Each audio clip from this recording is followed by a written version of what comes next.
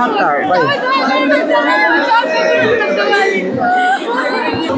আমি কিভাবে আমি প্রকাশ করবো? আমার পৃথিবীর শ্রেষ্ঠ ভগবান, আমার বড় সন্তান, এটা আমার বড় সন্তান, আমার কলিজার টুকরা।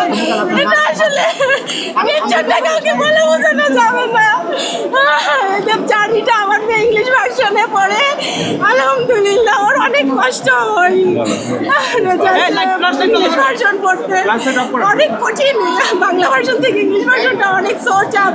তার মধ্যে আমার বাচ্চা মাত্র 3 মাস টিউশন দিয়েছি আমি, সে একা পড়েছে, আমি পড়িয়েছি, তারপরে সে আলহামদুলিল্লাহ ভালো রেজাল্ট করছে। এটা আমার জীবনের বড় অর্জন।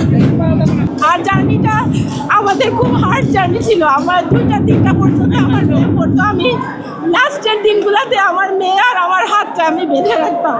ও ঘুম থেকে উঠে যেত, আমি শুয়ে পড়তাম ওর সাথে, ও ঘুম থেকে চলে যেত। ওই জন্য আমি ওকে আমার হাতের সাথে বেঁধে রাখতাম যেন ও চলে যেতে না পারে, রাত জেগে থাকতে চাইতো।